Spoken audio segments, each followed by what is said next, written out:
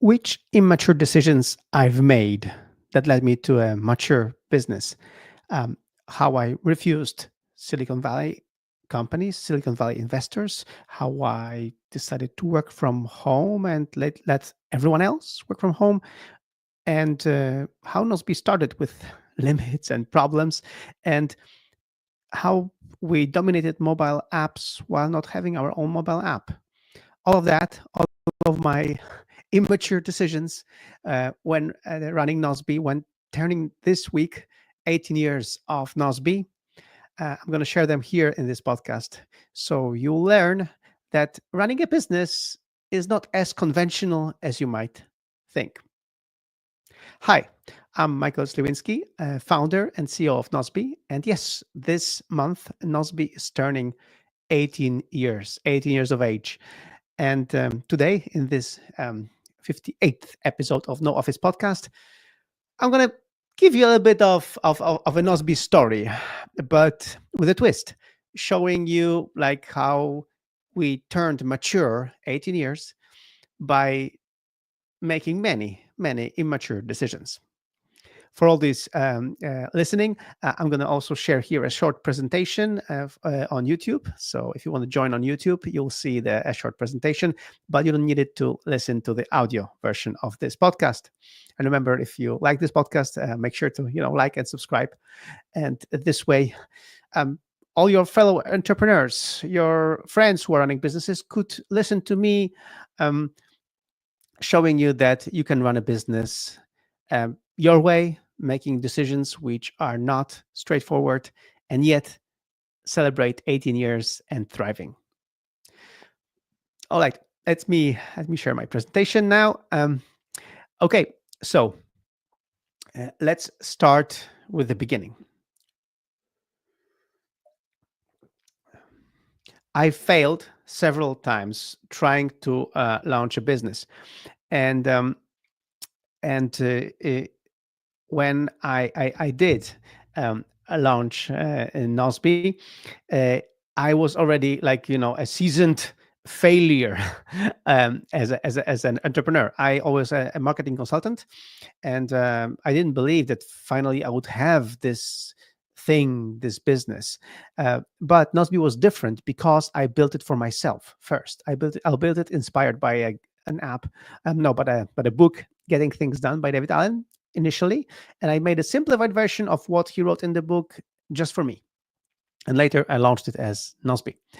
And what happened was that I launched, because I was so burned by failing, I decided to, I'm gonna, uh, it's gonna be hard, so maybe I'll just, launch quietly and let's see how it goes. So I launched Nozbe as a web app in 2007 with a hard-coded limit of 5 projects and no way to pay me more for more projects. And especially after the first week when only 10 people signed up, I was like, okay, let's see what they say. But then the blogosphere, the productivity blogosphere, blew up because Mark Orchand wrote a column on ZDNet about my app because he tried my app. He was one of these very few first users who tried my app, and he loved it. He loved the simplicity of it, and the simplicity aspect will be very prevalent here in this podcast and in this whole history. And he loved it. He wrote a web app, a GTD web app that keeps it simple, and it blew up. And people were demanding more projects, and I was like, "What do I do? What do I do?" So, again, not being a mature businessman, I decided, okay, I'm going to just create a special premium plan for more projects, and I will tell people that they don't have to pay it. So this is what I did. So for the first 3 months, we had 5,000 users trying out Nozbe, and they were also using the paid version, which they didn't pay for. And only in May of 2007, I launched the payment, the payment via PayPal, because it was the only system I knew back then. And now you can pay for Nozbe like using different payment methods, and of course credit cards and all that stuff.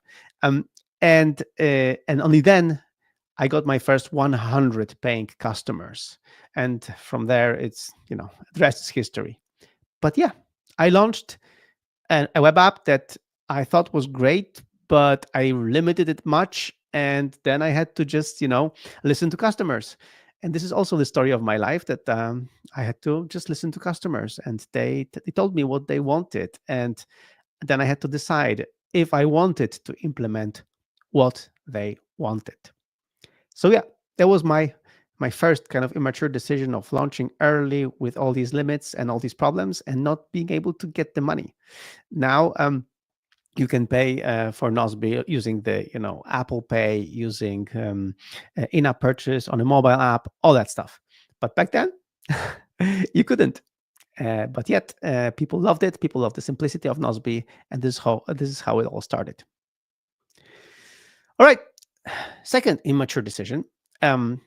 I remember. So before I said that, I remember that when I read the book by the about the Minecraft, the founding of Minecraft, and the founder of Minecraft, when he decided that to work on Minecraft full time and make it a company, his decision was to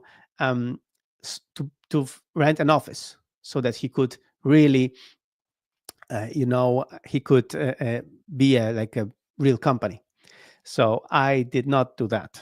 I didn't have any fancy office, and I decided to work no office. I wrote my thesis when I was in college about working remotely, so I wanted to keep working remotely, and I hired my first two people. First programmer, Tomasz, who's still with me, who's still working with me, and he's the member of the board of Nozbe, and Delfina, the customer support representative. I hired them even though they were living quite far away from me. Tomasz was living like 300 kilometers away from me, so like 200 miles. So we didn't work together in the same place. We worked remotely, and especially he wanted to work remotely. He didn't want to go to anywhere. He was just a programmer and wanted to just work on something cool. And this is what happened. And he was working initially part-time. So I hired a part-time programmer who was already better than my programming skills. So my programming skills were good enough to launch the first version of Nozbe, but were not good enough to make it better.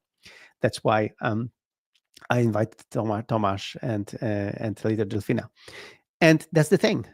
Instead of thinking like a true businessman and getting an office and hiring people who are around me, I hired the best people I could find. Tomasz was one of the 7 people I interviewed for the position, and he was the best, even though he was living the furthest, and even though I was living in the capital. So I could basically hire anyone from around me, but I hired him because he was the best. All right. And then another thing I did was in 2010, when the iPad launched, before the iPad launched, Nozbe, the thing with Nozbe, I wanted to, when I launched it in 2007, already iPhone launched in 2007. And I thought Nozbe is going to be a web application that you use on your desktop, because this is how I was using it. But then when the iPhone launched, I built a special small web application for the iPhone called iNozbe. And my customers from the States, because I wasn't living in the States, they could use it, and they used it, and they loved it. So what happened was that they were testing the application as I was building it, and I was building it without having an iPhone to test it on. And then later, when the App Store launched, I didn't have the skills to build an iPhone app because it was completely different language, completely different programming skills. I couldn't do it. So I hired some people, but the first version of iPhone app was not really so good. So I didn't know what to do. And then a company, a bunch of friends who were launching an iOS development company approached me that they could build the official Nozbe client. And I did something again, which is really immature and really like all business people were saying, "What are you doing?" But for me, it was a simple deal, because Nozbe by that time had already, tens of thousands of users and thousands of customers. So I said to these guys, "Look, you build. I will give you the code that I have for the mobile app. You build it as a great mobile app, and when you build it, and you charge for it." So initially, Nozbe's mobile app was pay up front. Like you had to pay $5 to or $10 for it one time. So you pay for that apart from your Nozbe subscription, and you guys, you keep all the profits. So the guys were built shipping the web app, the mobile app, and they kept all the profits from the sales of this mobile app, but they had no profits. They couldn't get any profits from my sales of subscriptions. So it was a very simple deal. Subscriptions are for me, the profits from the mobile app are for you guys. So and then you have free marketing because I have free users. I have users who want to have that app, so I will send these users to you, so you'll have guaranteed profits. On the other hand, if the app is good, I will also get new subscribers, so everybody's happy. So it was a very simple, clear cut deal. And um, and it worked. It worked for them. They could show off to their new customers who would hire them for iOS app development that they had this great Nozbe app who was popular on the App Store, and I had the mobile app. And the best part is I had the iPad app when the iPad launched. The iPad launched in April of 2010, and in May of 2010 we already had the iPad app. So one of the first productivity iPad apps ever was Nozbe. And sometimes in business, timing is everything. And in my case, it was because a very well-known blogger in Japan, Zono, and this is I'm showing on YouTube the book iPhone and iPad Creativity, Creative Lifestyle of iPhone and iPad. He published a book, and he sold this book. And the best part is that the first chapter, you could download it for free from his website. And the first chapter, long and behold, was about Nozbe. So with screenshots of Nozbe, actually. So this way, people could actually download the first chapter and learn about Nozbe. So it was free marketing for me. And suddenly I was big in Japan, popular in Japan. I mean, Nozbe was big in Japan. And thanks to that, I later reached out to him. And half a year later, we published a book about Nozbe. The first book about Nozbe was in Japanese. And I am here on the cover of the book, and I went to Japan to sign it. So it was a whole story about this. And we'll send a link in the show notes about the story, how it happened. It was very cool. And this way, I got lots of customers from Japan, and we still have many customers from Japan using Nozbe, and some of them are with us from that very beginning, from 2010, 2011. So amazing. So again, an immature business decision. Instead of me paying for mobile app development, like doing it the traditional way, I just partnered with a company, and it worked for both of us. Later, of course, after a few years, we decided to part ways, and they kept the app as an unofficial Nozbe app, and we developed our own Nozbe app in-house. Now, Nozbe app for the Android, iPhone, iPad is developed in-house by us and is free, and it comes included with your Nozbe subscription. And even if you have a free plan, you can still use it with your Nozbe. All right, another thing. Let's talk about money again. So I was running Nozbe. It was a very popular tech startup in back when, way back when, and many venture capital companies were approaching me because they saw the Nozbe's growth, popularity, and they wanted to have to help me by throwing money my way.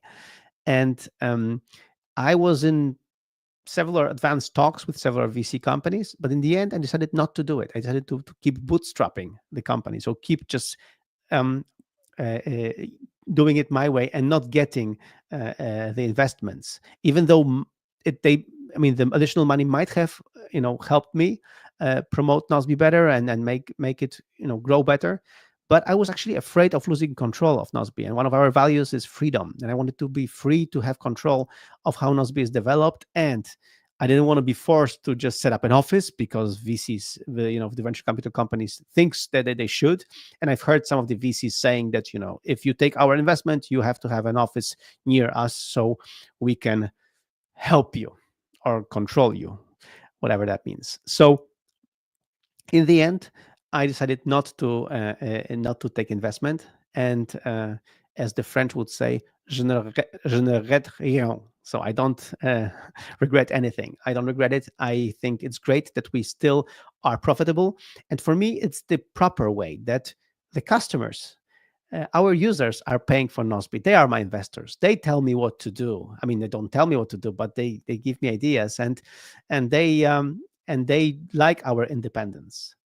And that's why I I think it's uh, um, it's inspiring for them as well. Um, so some other companies would take the money, and many did, but then they burned because they went for growth against at all costs. I did not want to do that. So yeah, um, I have a few more uh, immature decisions, immature stories. But before I continue, I'm gonna just show you one of my customers who loves Nozbe and what they think about it. Once I started using Nozbe, that's when we started to really think beyond like a freelance mindset to more of a team mindset. And the beauty of it is that we can have a remote team. So we could hire people based on their credentials or based on, relationships that we had with people that we knew would be really good, and didn't have to hire based on location and somebody that's within, a mile radius, something close to where we were. It also, Nozbe is very intuitive and easy for a team to use. So as we add new people, whether it's a contractor or an employee to the team, we can get them set up with Nozbe, and within really an hour, they can see projects and tasks that are assigned to them, and start working. So most of our teams really taking Nozbe pretty easily.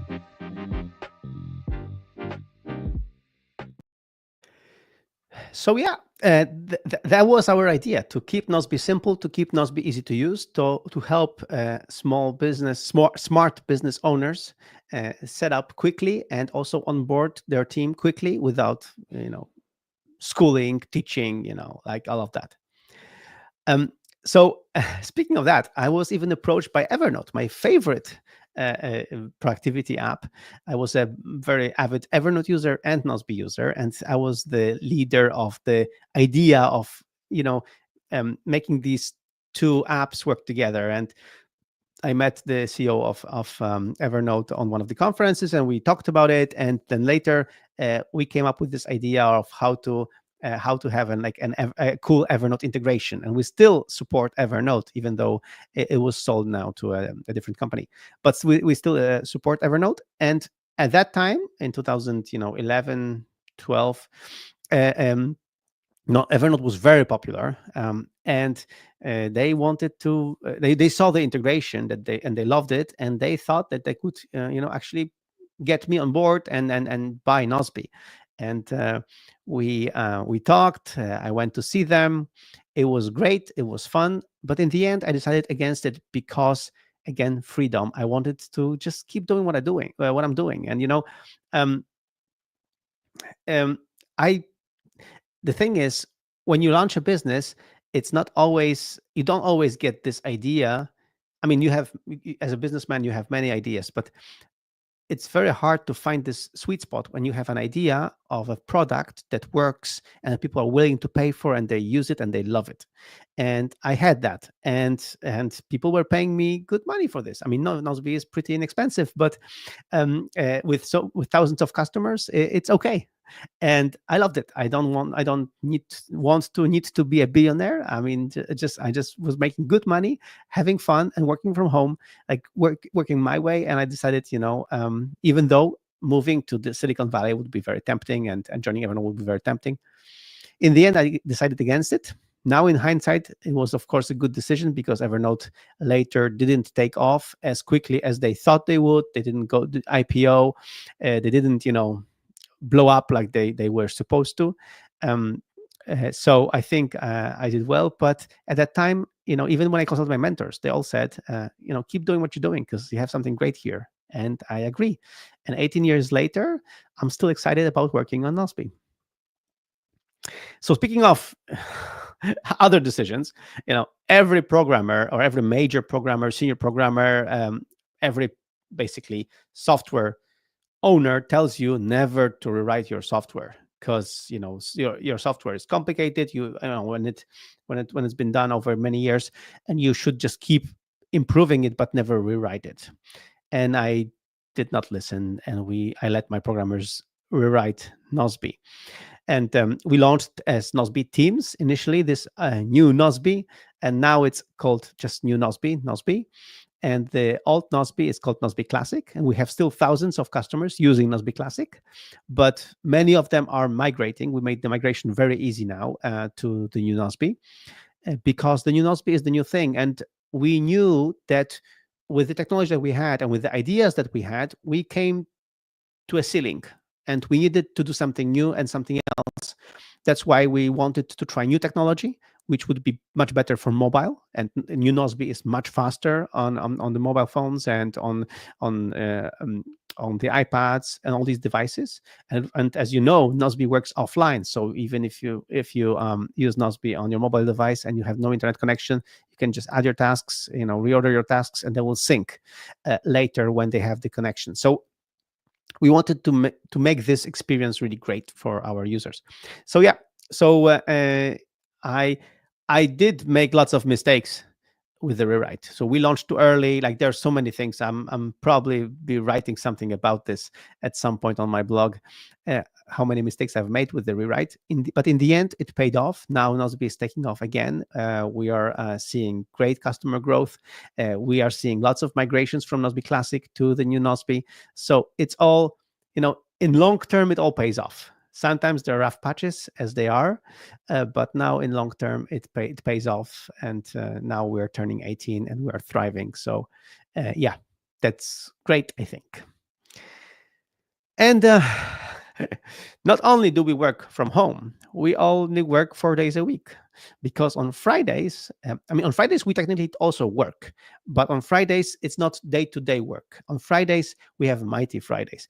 And please listen to the previous episode of No Office Podcast, where I explained the whole 4-day work week, how it works, how it came about, and why we believe this is the future of work. The short story is, we were not doing our weekly review well. We were the productivity company that wasn't practicing what it was preaching. So I decided, let's make Friday the weekly review day. So when we do a weekly review, we plan next week, and then later,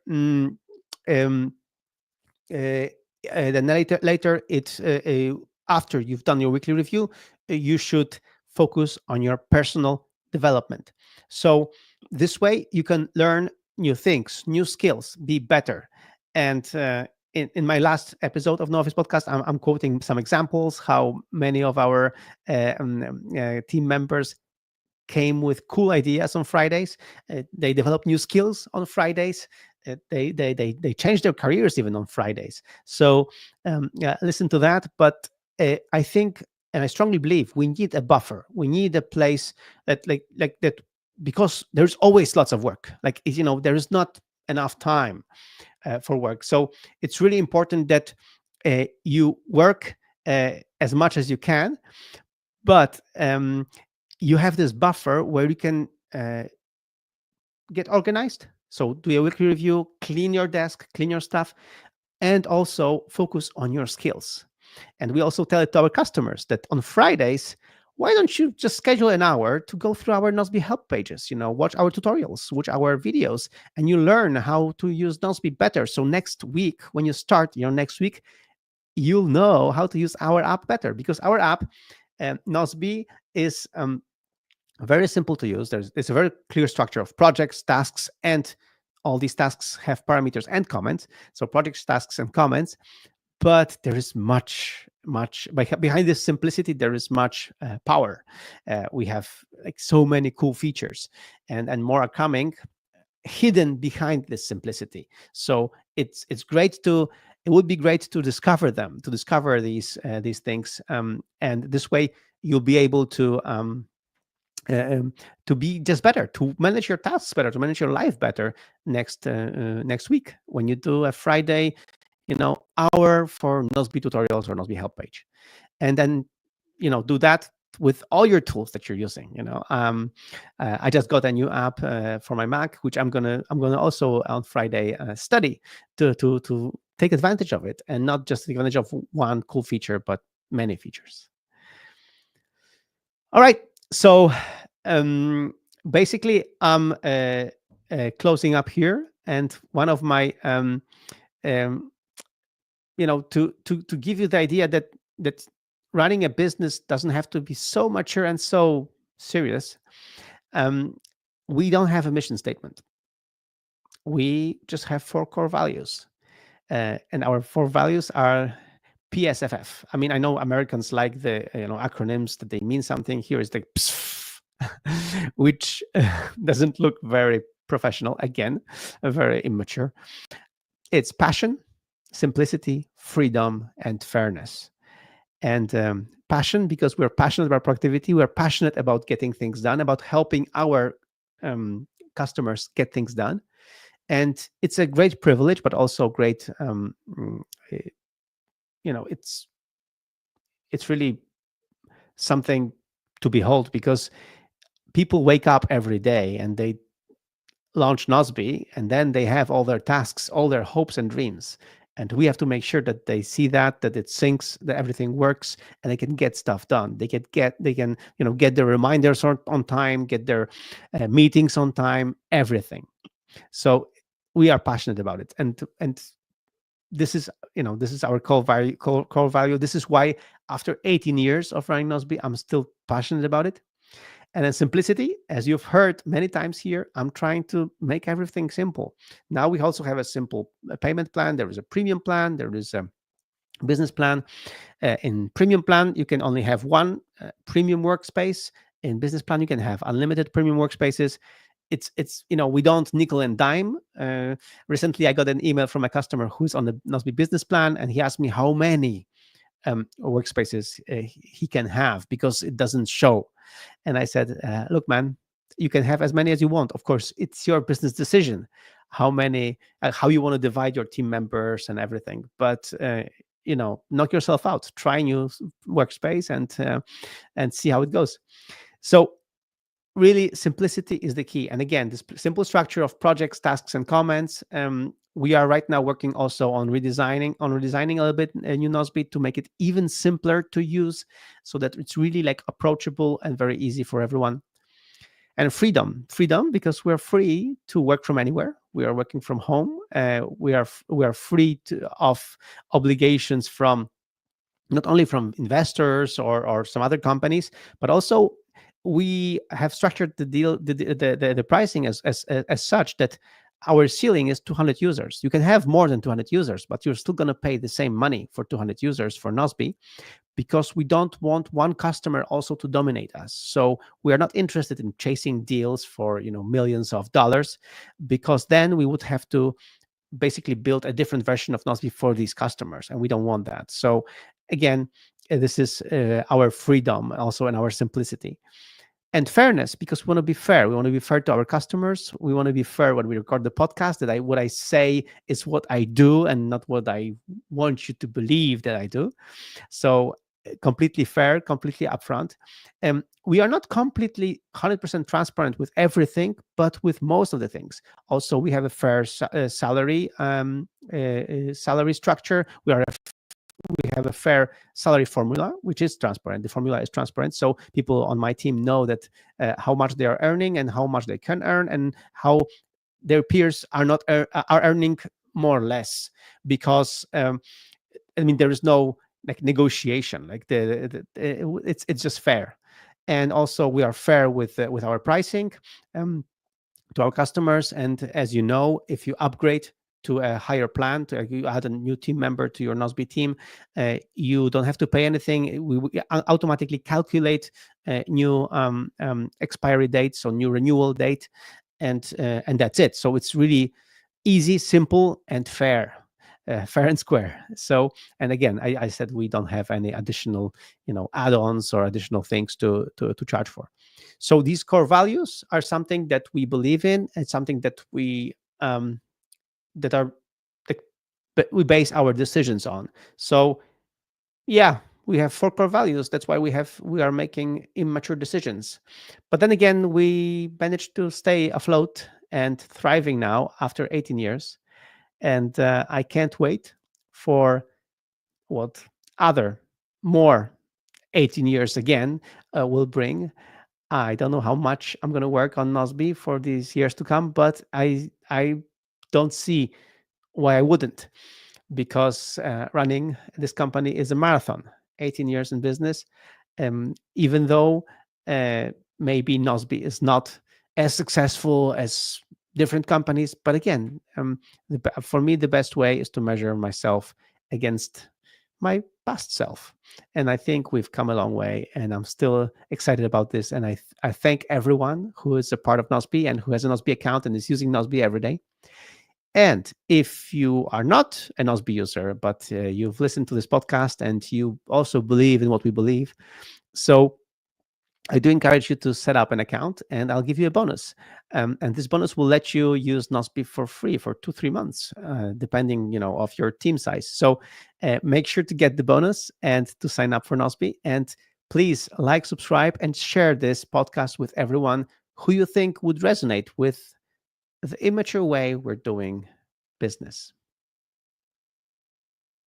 Thank you for being an amazing listener of the No Office podcast. Every other Wednesday, we meet to talk about productivity and hybrid lifestyle, because we believe that work is not a place to go, it's a thing to do. It's a special gift only to No Office podcast listeners. When you sign up for Nozbe using this link, nozbe.com/podcast, you'll get $30 of credits, which you can use to upgrade to Nozbe Premium. Nozbe helps thousands of smart business owners and their teams get their professional and private life organized in a single app in a simple way. And Nozbe is free for up to 3 active projects and 3 people on your team. So start today and claim your free bonus credits, which you will later need to upgrade to unlimited projects. Once again, thank you for being an amazing listener. Thanks for your support and for spreading the word about our No Office podcast and Nozbe. See you and hear you in the next episode, and in the meantime, claim your bonus credits here.